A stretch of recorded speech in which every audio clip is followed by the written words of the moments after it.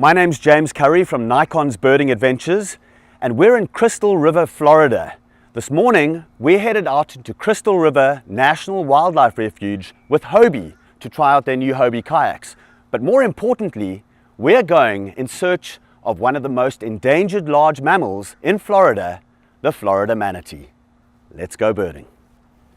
Swimming with manatees is just one of those truly unforgettable experiences. Something that you get to do possibly once in a lifetime. Just getting in the water with these gentle giants was so fascinating. And the fact that they actually welcome human interaction is really incredible. As long as you sit there quietly in the water, they'll actually come up to you and you can rub them, and they really seem to appreciate that interaction with humans. Manatees belong to an order of marine mammals called the sirenians. And the sirenians, or some people call them sirenians, they come from an ancient word called a siren. And the old mariners used to believe that manatees were mermaids. So the sirenians comes from that word sirens. And there are actually 4 species of sirenians worldwide. 3 species of manatees and 1 species of dugong. The 3 species of manatees are the West Indian manatee, the West African manatee, and the Amazonian manatee. And right here in Florida, we have the West Indian manatee, but we also have a subspecies of that manatee here called the Florida manatee. These animals are highly endangered, and they've really not benefited from their interactions with humans. So there's a lot of times when these manatees have been ridden over by boats, they've suffered blunt trauma and sharp trauma from the propellers of the boats. So we've got to be very, very careful in the way that we treat these animals in the wild. So just to be out here and to see these animals, these gentle giants, interacting with us in such a fabulous way was so incredible. Manatees can get up to 1,200, 1,300 pounds.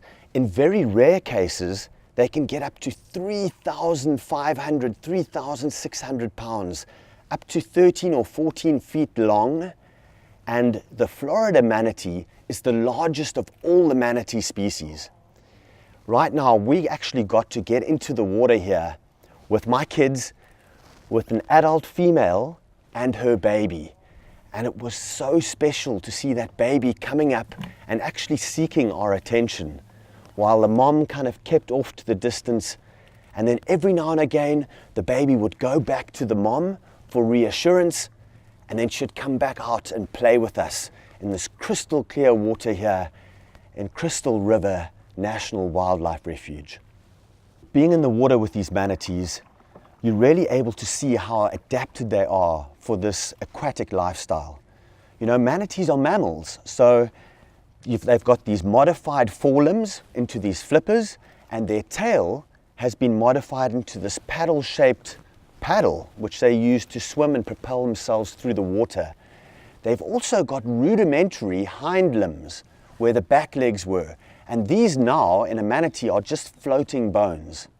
In the old days, it's really tragic to think that people used to hunt these for their bones, for their meat, for their blubber.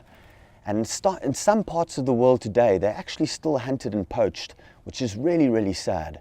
But thankfully, in places like Florida, places all over the world, manatees and dugongs are now very, very well protected.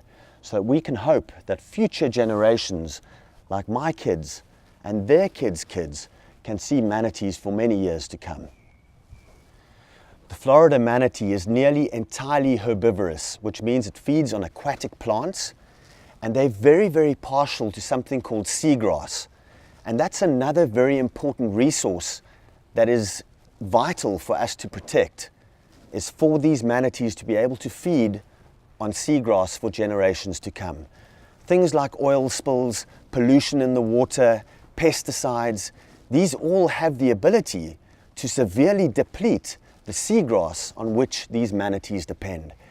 Now, manatees can feed on up to 1/10 of their body weight in seagrass every day. So you can imagine that a manatee that weighs 1,000 pounds is eating up to 100 pounds of seagrass every single day. Now that's a lot of food for this big mammal called the manatee, otherwise known as the sea cow. I think seeing these manatees by kayak is one of the best ways to view these animals. Obviously, getting in the water with them and letting them approach you is great, but to see them from the top on these kayaks is also wonderful. And what I love about these Hobie kayaks is the fact that they're totally quiet. They're also mimicking nature through the Hobie drive. You can see those flippers almost like a penguin's flippers, even a manatee's flipper. You can see that movement through the water, very gentle.